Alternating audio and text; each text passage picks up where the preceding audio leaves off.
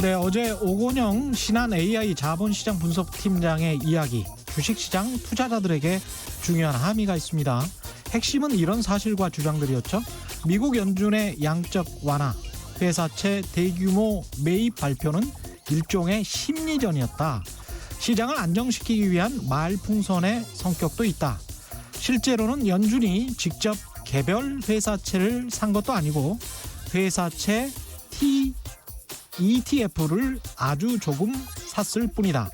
미국 중앙은행인 연준이 회사채 시장에 직접 개입하는 것에 부담을 느끼고 있다. 누구는 사주고 누구는 안 사주느냐는 비난, 연준이 부도 날 것 같은 기업들을 선택적으로 구제하는 게 자본주의 시장 원칙에 맞느냐는 비판 때문이다. 주식시장에 큰 이변이 없는 한 앞으로도 연준의 이런 스탠스는 큰 변화를 보이기 힘들 것이다. 기억해 두셔도 좋을 것 같습니다. 미국 연준의 움직임에 따라 우리나라 포함 세계 주요 주식시장이 모두 한 묶음으로 연동되는 양상입니다. 네, 안녕하십니까. 세상에 이익이 되는 방송 최경영의 경제쇼 출발합니다. 저는 진실탐사 엔터테이너 최경영입니다. 유튜브 오늘도 같이 갑시다.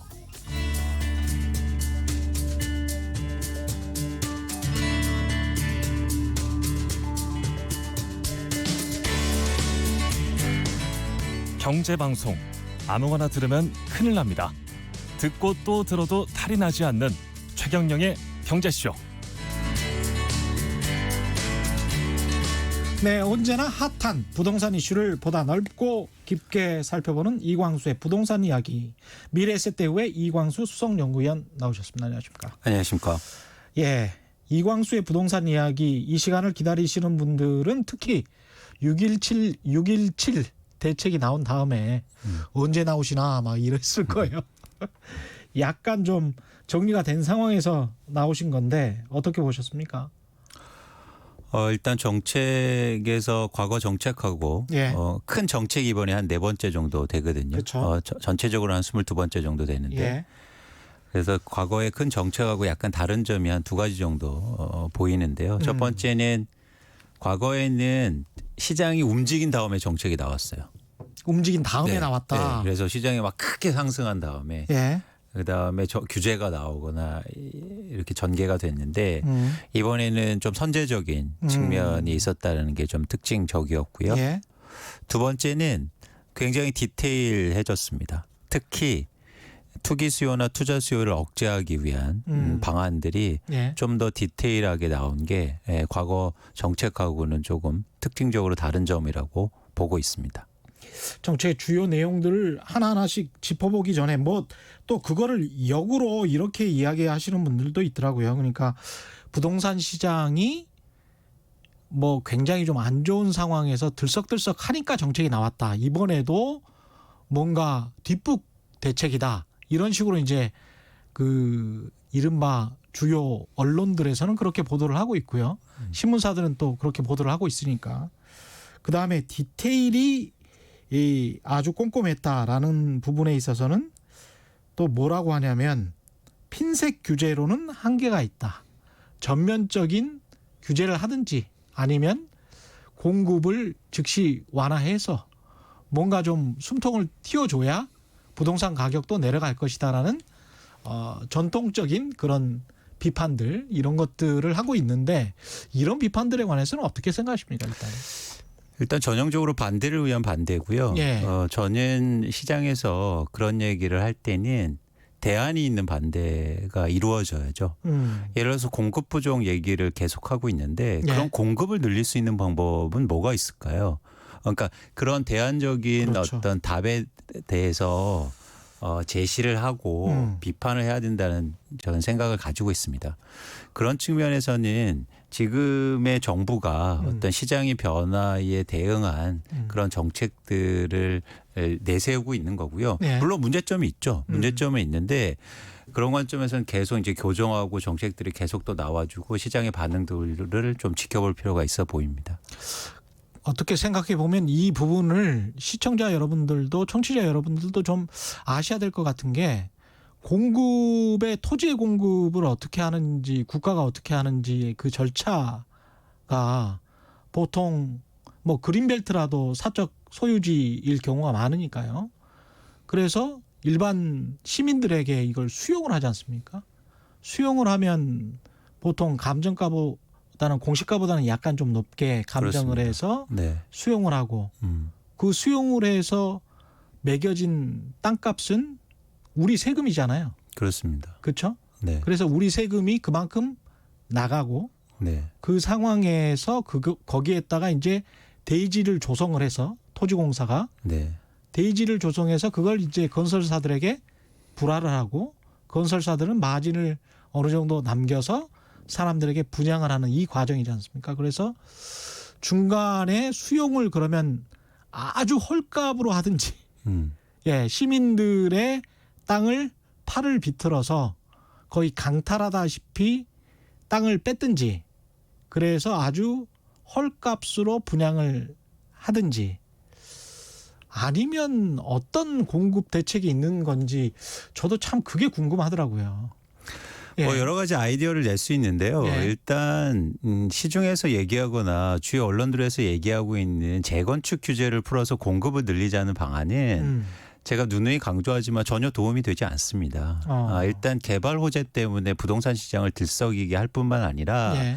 근원적인 한계가 있어요. 예. 예를 들어서 강남의 재건축에 100층의 아파트를 지으면 그 인프라는 다 누가 될 거라는 거죠. 그 거기에 상하수도, 교통과 도로, 예, 그거는 저희 다 또 세금이 들어가야 되는데. 교육 시설까지. 예. 그런데 왜 솔직히 그 지역의 개발을 위해서 왜 세금을 또 넣어야 된다는 문제가 나오는 거잖아요. 그렇죠. 그리고 한계가 있는 거죠. 아니 아무리 땅이 많아도 그 예. 많은 차들 그리고 많은 사람들이 어떻게 다닐 겁니까? 그렇죠. 그러니까 그런 근원적인 해결점에 대해서 한계를 갖고 공급의 문제는 접근해야 된다는 겁니다. 그러니까 무슨 얘기냐면 쉽게 비근하자면 해결될 수 없는 문제로 자꾸 지적하면 안 된다는 거예요. 예. 예. 그러면 문제 해결이 안 되는데 계속 그러면 뭐 이게 계속 돌고 도는 그런 그렇죠. 문제 제기일 뿐입니다. 그러니까 만화 영화에 나오는 것처럼 허공에다가 도시를 지으면 좋겠는데 또 그러려면 엄청나게 많은 건축비가 들 거잖아요. 실제로 그게 가능한다고 하더라도. 그렇습니다. 지하 도시를 생각해 보면 그것도 또 땅을 파야 되니까 그렇죠. 예, 엄청난 돈이 들 것이고. 저는 그래서 사실은 예를 들어서 정부의 정책이 이번 규제도 그렇지만 수요 규제의 방점이 찍힐 수밖에 없는 거예요. 공급이 한정돼 있기 때문에. 그게 할 수 있는 최선이란 겁니다. 땅이라는 예. 그렇죠. 그런데 거기다 대고 맨날 근원적으로 공급 문제를 풀지 않아서 집값은 계속 오를 거다. 예. 라고 얘기하는 거는 뭐라고 얘기할까요? 그거는 도저히 이게 해결할 수 없는 문제 지적을 하는 거죠.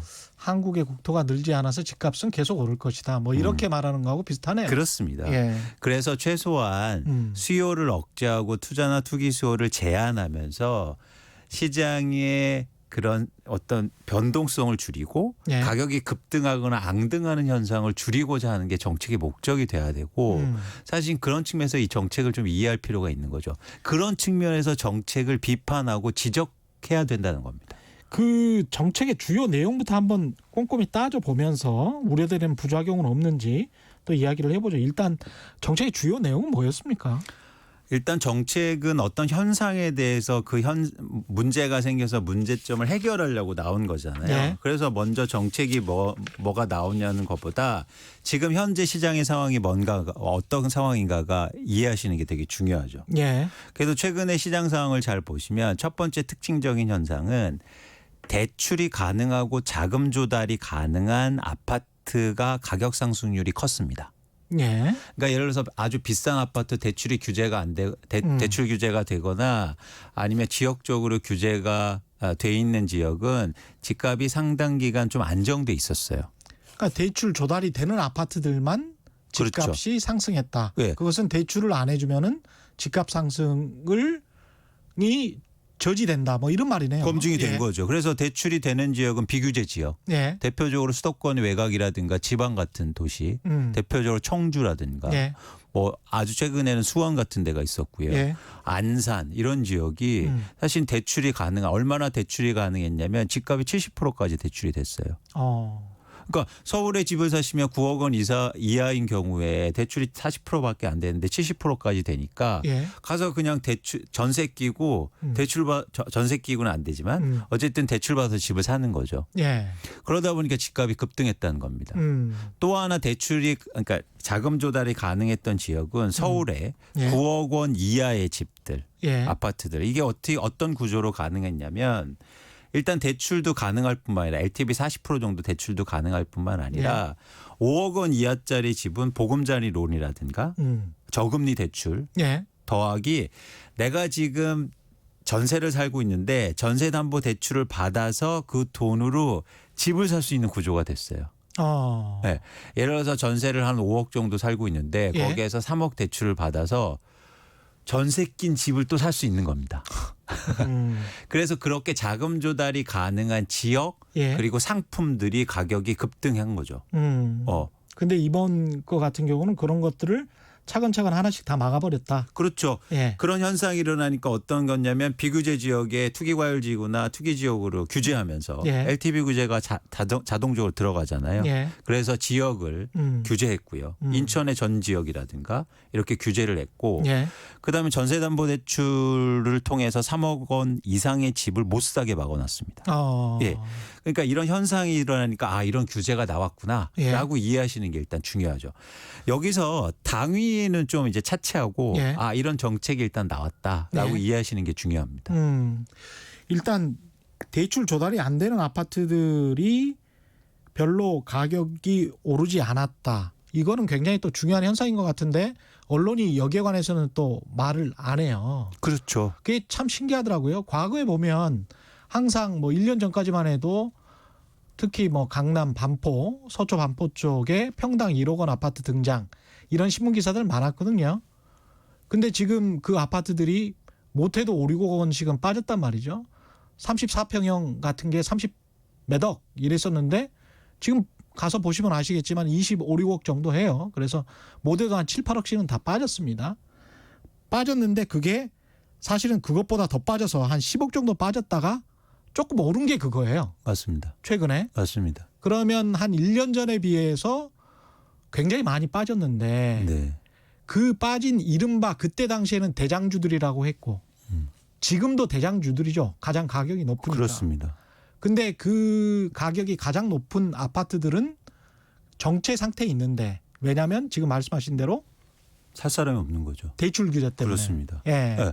그런데 또 재미있는 현상이 제가 예. 지난번에도 말씀드렸지만 전체 수치의 왜곡 현상이 일어나는 거예요. 예. 가격 비싼 아파트가 많이 올랐다가 예. 떨어질 때는 하락률이 낮아 보입니다. 그러니까 예를 들어서 10억짜리가 11억으로 올리면 10% 올랐다가 예. 똑같이 10억으로 가면 9%가 빠지는 거거든요. 예. 그렇죠? 예. 그렇게 되면 결론적으로 가격은 똑같은데 1% 오른 것처럼 되고 그렇죠. 가격이 낮은 아파트는 조금만 올라도 상승률이 커 보이는 거예요. 그렇습니다. 근데 전체의 상승률 지표를 더해 보니까 마치 서울의 집값은 폭등한 것처럼 나타나죠.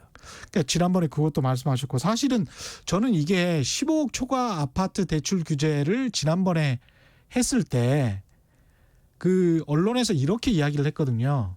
현금 줍줍들만 좋아할 것이다. 강남의 부자들 현금 있는 사람들만 현금으로 강남 아파트들을 다 사게 될 것이다. 그래서 강남 아파트들은 절대 떨어지지 않을 것이다. 그때가 30억이었단 말이에요. 그리고 평당 1억 원이라고 주장을 했던 그 시기죠. 한 1년 전인데 현금 줍줍이라는 현상이 나타났는지 정말 그렇게 시중에 돈이 그때보다 더 많이 풀렸는데 그 아파트들은 그러면 현금 줍줍을 했었어야죠. 네. 근데 그뿐만 아니라 거래량도 예. 많이 감소했고요. 최근에 조금 회복한 거는 가격이 빠지면서 일부 이제는 그런 수요자들이 붙어서지 예. 그런 시장을 잘 보시면 여러분 실거래가를 한번 보시면요. 예. 과거에 뭐 과거보다 크게 올랐다. 사실은 취득세 이런 거를 감안해 보면 지금 강남의 아파트를 중심으로 해서는 거의 가격이 안 오르고 오히려 빠졌다고 보시는 게 맞습니다. 그런데 아까 말씀드린 것처럼 그렇게 중저가 아파트 예. 그리고 대출이 가능한 지역의 아파트가 급등하다 보니까 마치 전체 시장이 크게 움직인 것처럼 느껴지죠. 그런데 여기서 규제는 필요한 거죠. 예. 왜냐하면 제가 생각하기에는 그런 지역이라든지 그런 아파트는 중서민들에게 영향을 미치고 있다는 거예요. 예. 예. 그래서 여기에서는 좀 선제적인 규제가 좀 강하게 필요했다고 생각하고 있습니다. 예, 그쪽 지역에 사시는 분들은 또 야, 이거 당장 사두지 않으면 안 될 것 같다. 계속 오를 것 같다. 그런 불안감이 있었던 거 아니에요? 시장에 분명히. 그렇습니다. 그리고 예. 또 하나 무슨 현상이 벌어지냐면요. 이게 이제 또 다른 규제가 이번에 나오는 또 한 방향성인데요. 예. 청주 지역이 개발 호재 등이 있어서 집값이 급등했는데 예. 사실 여기에 특징적인 모습이 법인 비율이 매수 비율이요. 과거에는 1%도 안 됐어요. 법인이 매수한 게. 네, 예. 비율이. 근데 12.5%로 급등합니다. 12.5%나요? 예. 청주 지역의 아파트를? 네. 아니 그 양반 도시에 왜? 그러니까 돈이 될 것 예. 같으니까 그렇게 대출 받아서 투기자들 투기 수요들이 몰려드는 거예요. 그러면서 갑자기 집값이 폭등한 거죠. 충격적이죠. 그러다 예. 보니까 정부가 그 현상을 보면서 법인 규제를 해야겠다. 해서 이번에 또 하나의 큰 축이 법인으로 나오는 매수자들에 대해서 그리고 주택을 사는 그 법인에 대해서 규제가 들어갑니다. 향후로. 그러니까 법인은 이게 투자나 투기 수요라고 볼 수밖에 없다는 100%, 거잖아요. 100%. 예. 예.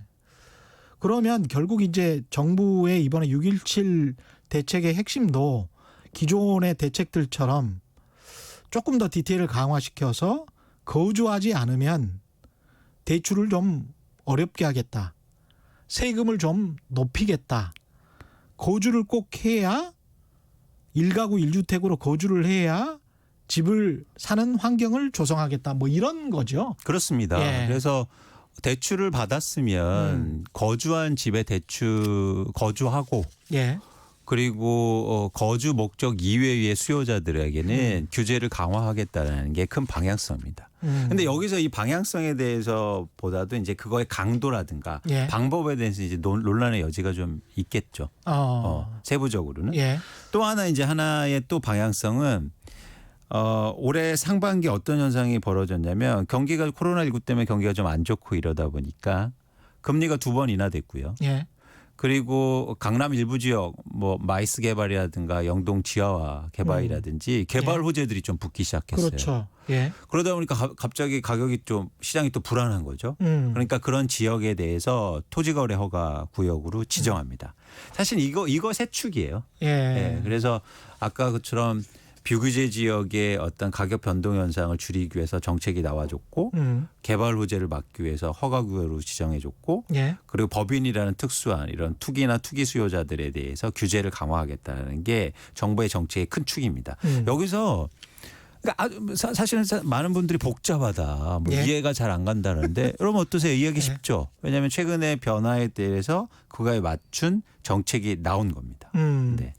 근데 토지거래 허가 구역으로 지정이 되면 이제까지 워낙 이제 부동산 투기가 만연한 나라여서 그런 역사가 있어서 그런지 모르겠습니다만은 오히려 이게 막 사고 파는 걸 암암리해서 먹튀 단기적으로 과열 뭐 이런 양상 우려하는 이야기도 있잖아요.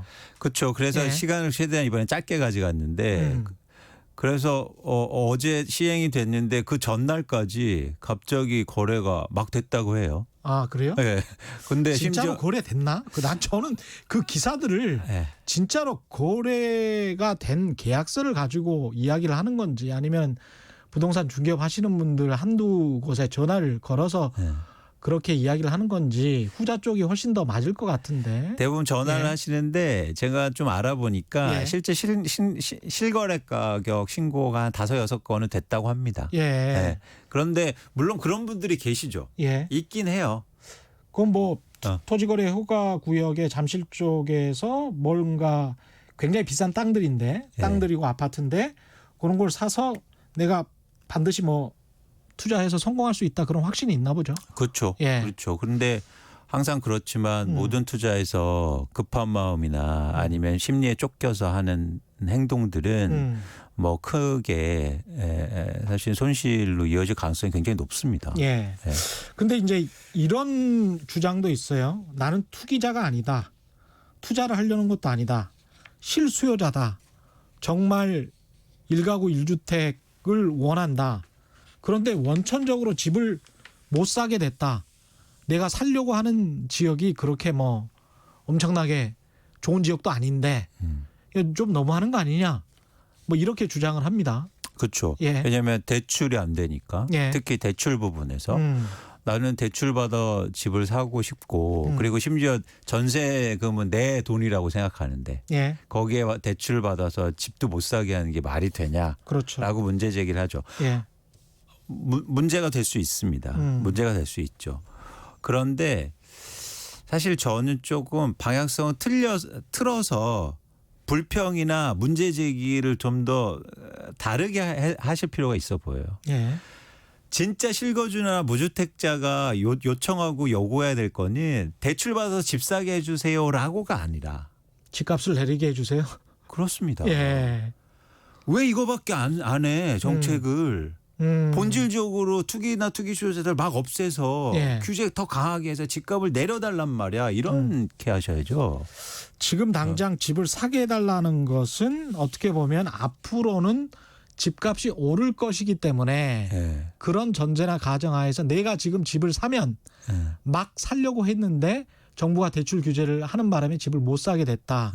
그래서 내가 실거주도 분명하지만 네. 크게 돈 벌 기회를 놓치게 된 것 아니냐. 그렇죠. 당신들은 돈 벌고 그다음에 사다리를 걷어찬 거 아니냐. 뭐 이런 식의 원망인 거죠. 어떻게 보면. 그렇습니다. 그렇습니다. 그래서 저는 그 근저에 있는 이건 모두 다 똑같은 욕망인데요. 예. 사실 돈 벌 기회를 왜 없애냐. 예. 다 오를 거 뻔한 것 같은데. 그렇죠. 그런 마음의 생각이 있는 거죠. 그런 전제가 깔려 있어요. 지금 그렇습니다. 미래에 계속 부동산은 오를 것이다라는 정말 신호 같은 믿음이 있는 건데 그게 꼭 그렇게 될 것 같지는 않는데 여러 가지 가능성을 지금 체크를 해 보시고 네. 근데 이제 옆에서 이제 불안 심리를 이렇게 계속 부추기는 또 쪽이 있으니까요. 예. 그렇습니다. 그래서 여러분 그 사실 시장의 변화들을 꼼꼼하게 살펴볼 필요가 있어요. 최근에 시장의 변화가 특징적인 게 한 세 가지만 예. 말씀을 드려볼게요. 첫 번째는 아까 법인 수요 말씀드렸잖아요. 법인은 투자나 투기 수요자들이죠. 예. 제 용어를 빌리면 선수들. 어떻게든 세금을 피해 가려고 하는 사람들. 네. 세금 피해서 투자하려고 하는 사람들. 그리고 예. 시장을 더 민감하게 바라보고 그렇죠. 정보도 많을 테고. 예. 최근에 근데 올해 들어서 법인이 갖고 있는 아파트나 주택이 대거 매도되고 있습니다. 아, 선수들은 팔고 있다. 그렇습니다. 오히려. 네. 네. 그러니까 뒤늦게 법인을 만들어서 청주에 뛰어든 선수들도 있으나 그건 아주 일부지요. 예. 근데 전방위적으로 지금 법인에서 개인으로 가는 예. 그러니까 매도 형태가 지금 급증하고 있는 상황이에요. 이미 뭔가 변화나 이런 위기의식을 느끼고 있는 거죠. 예. 두 번째는 뭐냐면 시장이 근원적으로 지금 수요가 계속 감소하고 있습니다.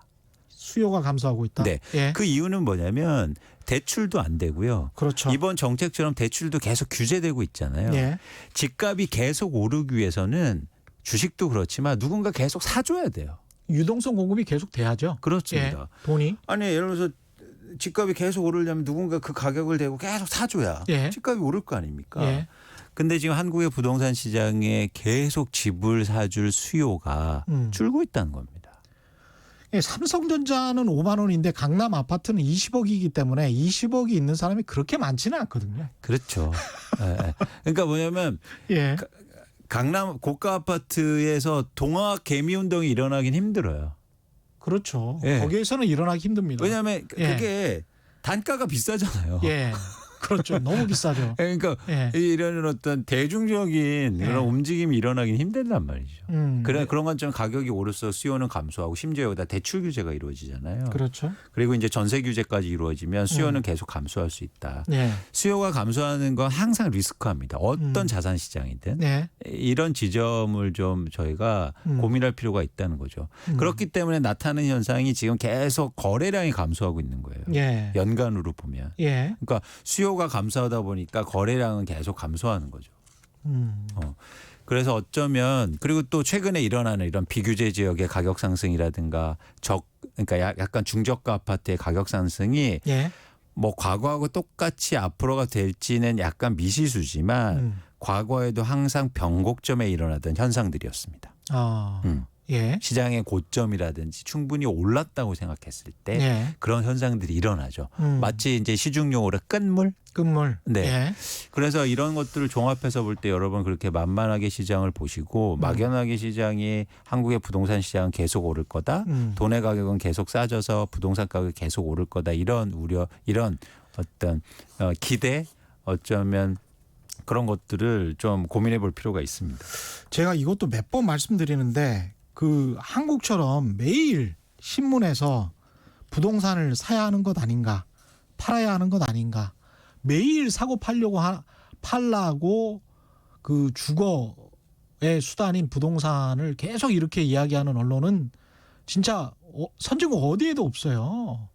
이거는 인간이 보통 사회생활을 시작해서 자기가 안정적으로 거주를 한다고 한다면 30년에 한 두세 번 사고 파는 거거든요. 그러면 지금 만약에 사시는 분이라면 상식적으로 정말 실수요자라면 10년 후에 이게 이 가격에 팔릴 것인가를 고민을 해야지. 지금 일부 이제 투기를 부추기는 기존의 전통적인 신문사들처럼 오늘 사서 마치 내일 1억 먹고 팔 수 있는 것처럼 그렇게 생각하는 실수요자들은 없거든요. 그렇습니다. 예. 그런데 재미나게 최 기자님 말씀하신 것처럼 그런 수요자들이 있었어요. 그런 오늘 식으로 자꾸 부추겨요. 그러니까. 또 사람들을. 그래서 오늘 사서 내일 파는 사람도 있고요. 예. 심지어 양도세 그냥 50% 내고 50% 내고. 그리고 법인이 사면 양도세가 또 한 30% 40%밖에 안 내니까. 그렇죠. 그래서 예. 법인이 사서 그냥 팔아버려요 바로. 뭐 이런 현상들이 한국에서 지금 일어나고 있어서 미치겠군요.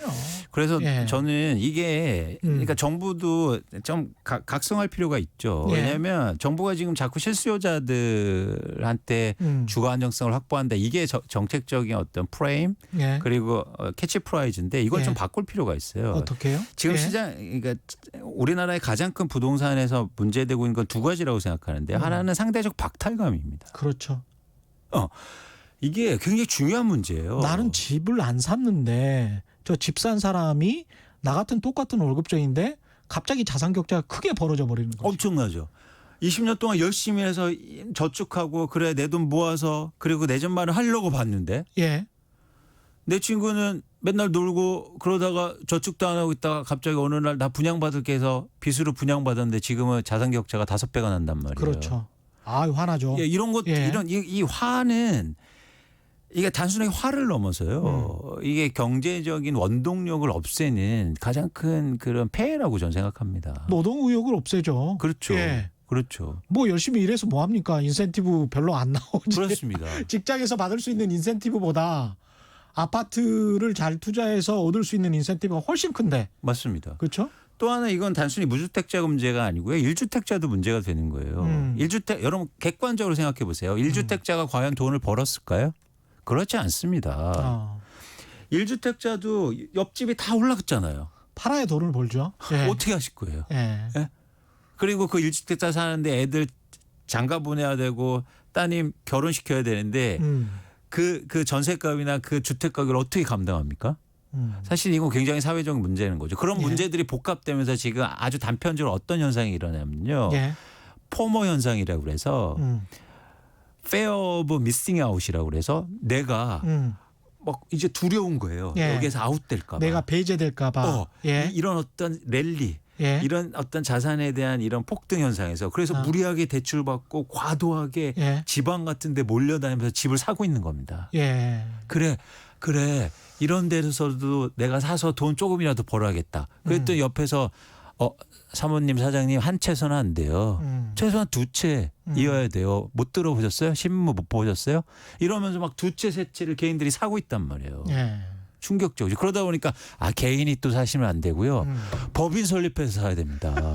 이러면서 또 그래야 꼬셔갖고 그래서 세금으로. 최근에 가장 많이 팔린 책이 뭐냐면 예. 법인 설립해서 부동산 사는 법이에요. 아, 그래요? 그렇습니다.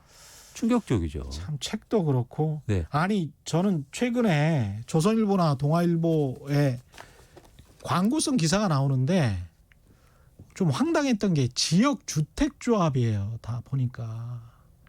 그거는 광고성 그 기사는 돈을 상당히 받았을 겁니다. 그렇게 전면에 그런 광고성 기사를 제가 명확하게 말씀을 드리는 수 있는 것은 그 기사를 받고 지역주택조합이라는 게 아시겠지만 얼마나 위험합니까? 그렇습니다. 이 재건축조합이나 재개발 같은 경우는 땅이 있는 그 사람들, 그러니까 토지 소유주들을 모아서 재개발이나 재건축을 하는데도 10년, 20년 걸리잖아요.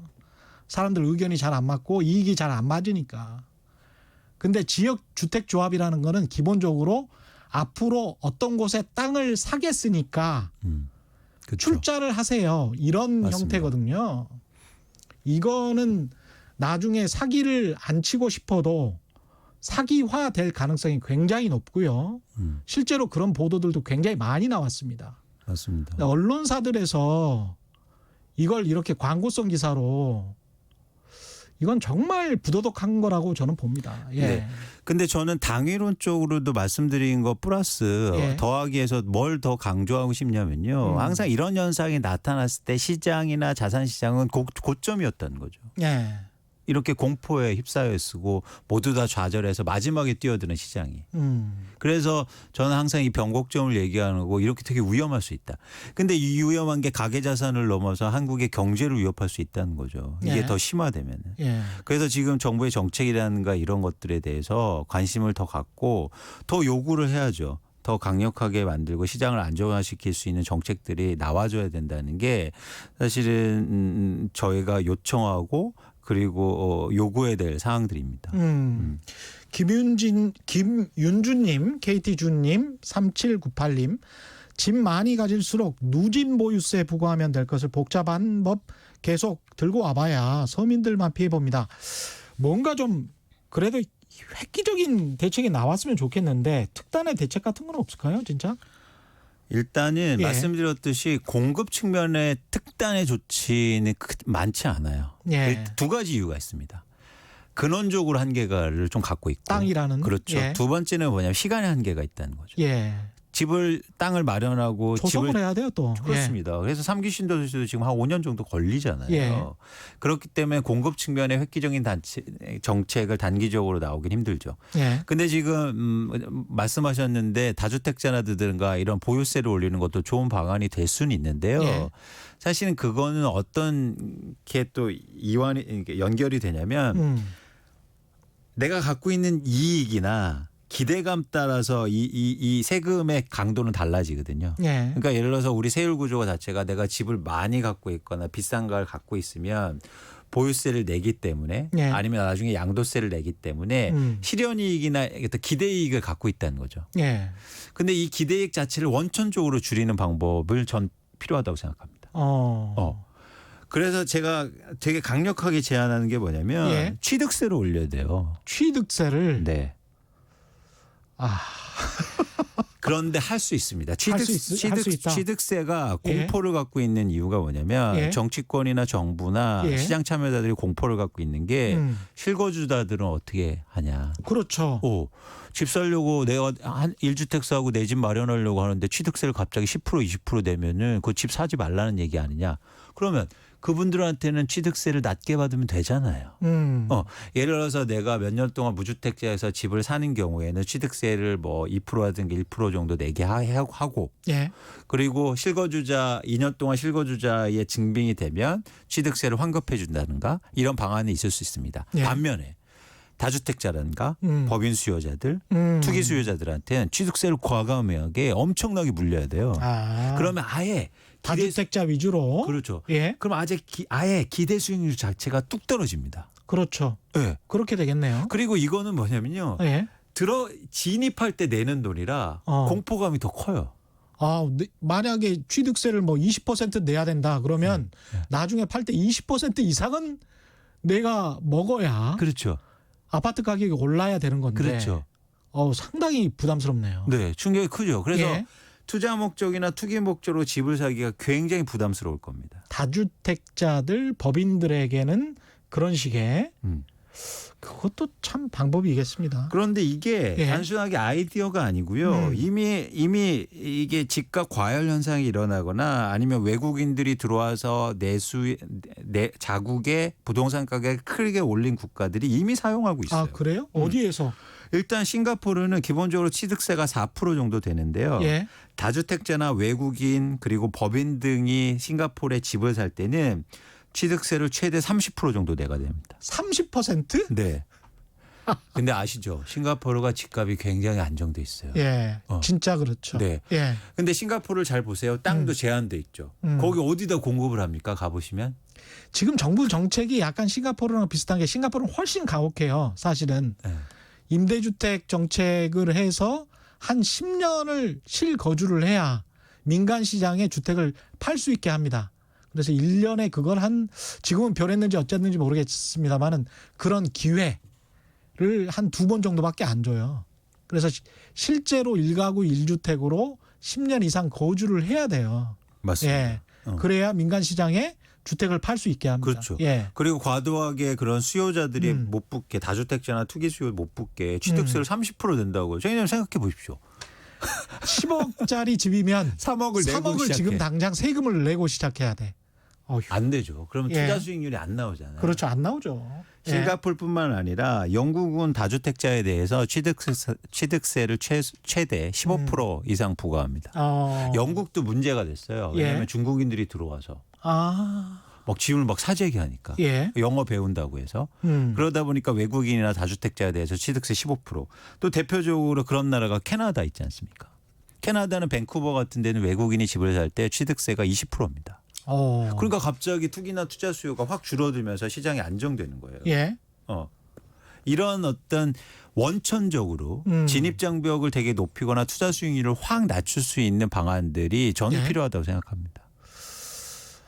좋은데요. 윤카카님은 부동산세 내려준다. 부동산 개발해준다는 이유로 국회의원 뽑는 국민 수준에서 부동산 잡기 쉽지 않죠. 예.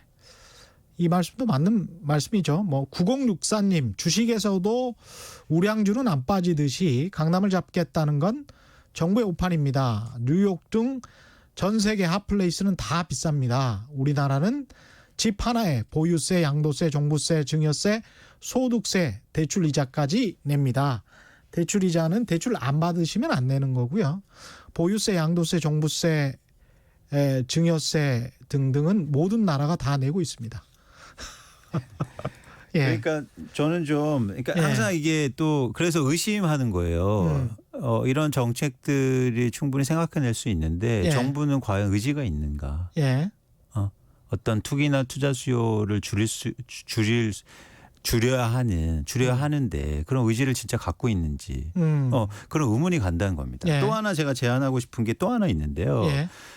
최근에 시장에 가장 혼란스러운 건 30, 40대들이에요. 예. 왜냐하면 신규 청약 시장에서 배제됐고 그리고 딱 집을 살 시점이었어요. 돈 모아서. 그런데 집값이 급등했단 말이에요. 예. 그러니까 집을 구주택을 사지도 못하고 청약 가점이 낮으니까 청약 시장에도 못 들어가는 거죠. 야. 그래서 무리하게 신용대출과 전세자금 대출을 받아서 무리하게 시장에 진입하고 있단 말이에요. 예. 이 30, 40대가 최근에 가장 집이 필요할 때 아닙니까? 그렇죠. 그렇죠. 그러니까 그 자녀들이 어릴 때. 정착해서 예. 학업에 예. 그러니까 학교에 들어갈 때. 그렇죠. 그래서 정착이 필요한 거잖아요.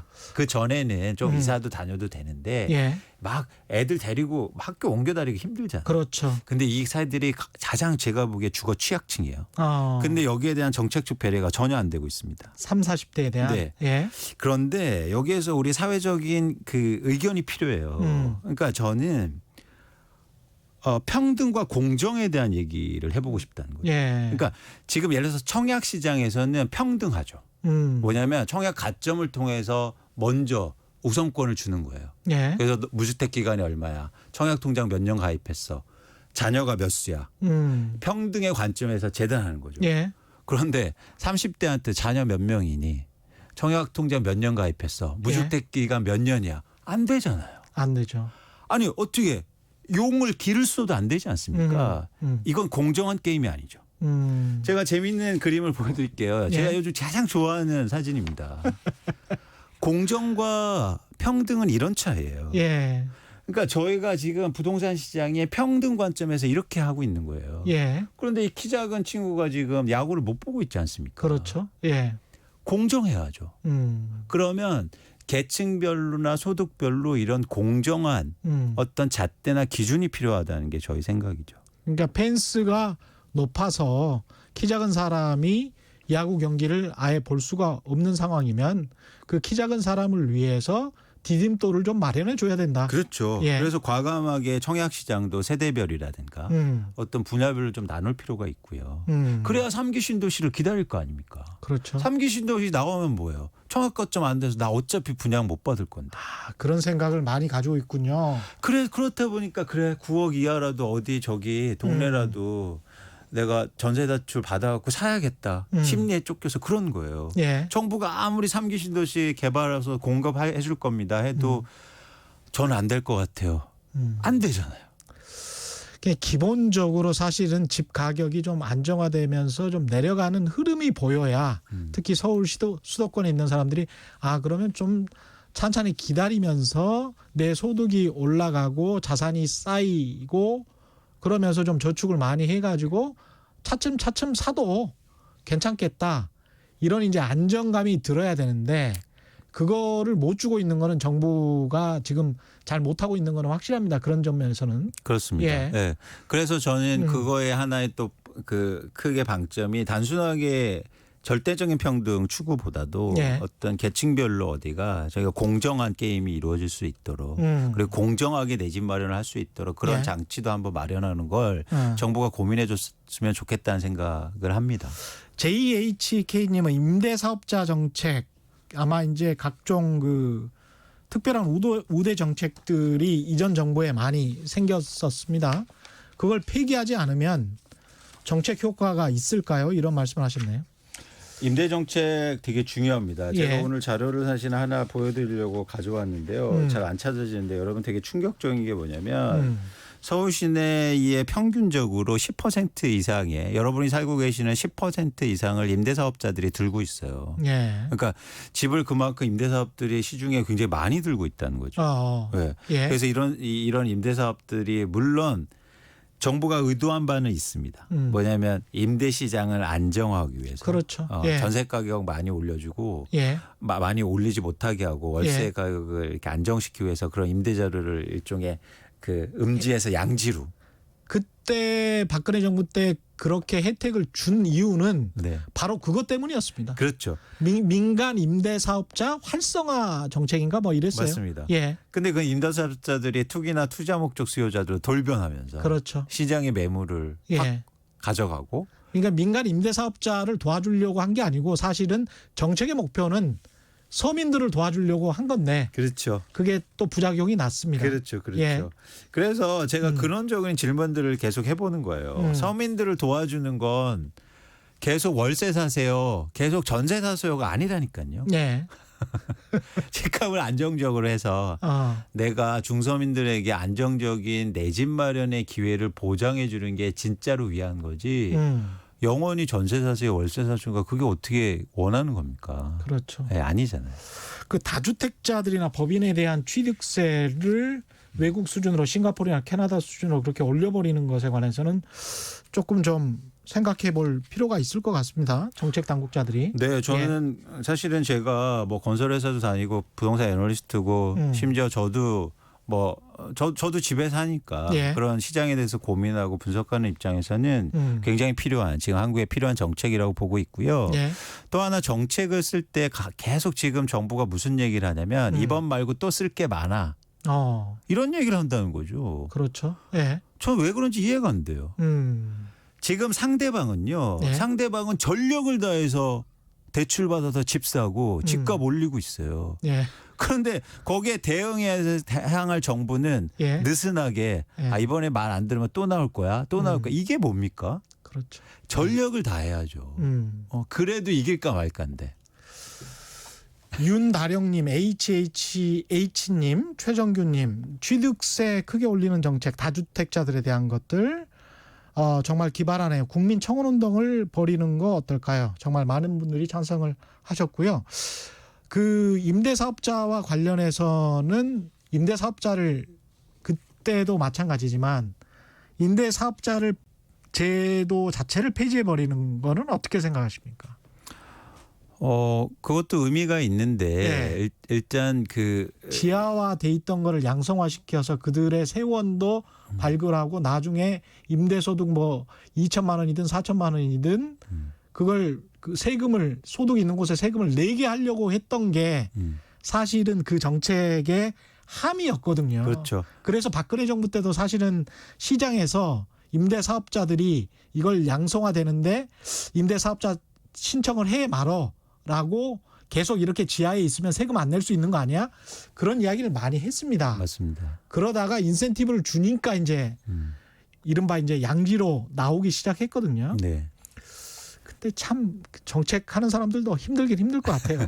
그래서 네. 이제 어디하고 연결되냐면요. 이게 전월세 상한제라든가 임대차 보호법이 강화되고 그리고 이 만기 연장에 대해서 임차인이 권한을 가져가는 순간 예. 임대사업자는 필요 없습니다. 아, 소용이 없게 해야 된다. 그렇죠. 그것도 좋네. 네, 시장에서. 그래서 이거는 두 개가 연결된 법이죠. 예. 연결된 정책이고. 그래서 향후에 국회에서 지금 논의가 이미 되고 있잖아요. 예. 전월세 상한제라든가 예. 뭐 의무 임대 기간의 연장이라든가 아니면 임차인의 권리를 보장하는 예. 이런 법들이 이루어지면 임대사업자는 사실은 시장에 크게 필요 없어요. 예. 그리고 아까처럼 취득세를 올리면 임대사업자들이 투기 목적으로 집을 사는 것도 확 줄어들겠죠. 그렇습니다. 네. 많은 시민들이 지금 분노하고 계시는데 절망스러운 이승희님은 뭐 절망스러운 삶, 대한민국 주택시장 뭐 이런 이야기 하시고요. 그 정부의 무능을 탓하는 그런 의견도 많고 어떻게 이제 총평을 해보시죠. 오늘 사실은 피터 린치 이야기도 좀 하려고 했는데 주택시장 이야기를 너무 네. 뭐 재밌게 잘 하셔가지고 네. 어떻습니까? 이게 정부가 무능한 것 아니냐 이런 비판도 있습니다. 예. 아까 어떤 분이 질문을 하셨는데 부동산 개발하고 규제 완화해 준다니까 국회의원 뽑더라. 이런 나라에서 뭘 바라겠냐 이런 말씀하셨어요. 예. 절대 그렇지 않습니다. 이번에 보시면 일산 지역에서는요. 예. 그럼에도 불구하고 어떤 규제를 얘기하고 정상적인 부동산 시장을 얘기한 당이 그리고 후보가 선정이 됐거든요. 저는 이걸 보면서 희망을 얻었어요. 그러니까 뭐냐면 그러니까 많은 사람들이 생각하죠. 사실 우리나라가 지금 집을 갖고 있는 사람이 훨씬 많습니다. 그렇죠. 그럼에도 불구하고 이런 규제들에서 찬성하는 비율이 훨씬 높아요. 그것도 좀 신기하네요. 그래서 저는 예. 우리나라 분들이요 훌륭해요. 민도가 정말 높습니다. 그런 거 생각하면. 셀피시하지 않죠. 예. 그러니까 미국 같은 경우에는 자가 점유율이 70% 이상이기 때문에 집을 누르는 정책은 무조건 비토를 놔요. 근데 우리나라는 그러지 않습니다. 저는 우리나라가요. 예. 굉장히 성숙된 그렇죠. 사회적으로 안정된 걸 여러분이 원하시고 많은 분들이 원하신다는 거예요.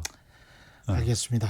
오늘 말씀 감사하고요. 지금까지 미래세대우의 이광수 수석연구위원과 함께했습니다. 고맙습니다. 고맙습니다. 예, 저희가 준비한 최경영의 경제쇼는 여기까지입니다. 오늘 밤 10시 최경영의 이슈 오도독이 있습니다. 유튜브로 업로드되죠. 오늘은 정경심 교수 재판 중간 점검 해보겠습니다. 아주 재밌을 것 같고요. 아주 객관적으로 잘 들여다보겠습니다. 오늘 밤 10시입니다. 기대해 주시고요. 지금까지 세상에 이익이 되는 방송 최경영의 경제쇼였습니다. 고맙습니다.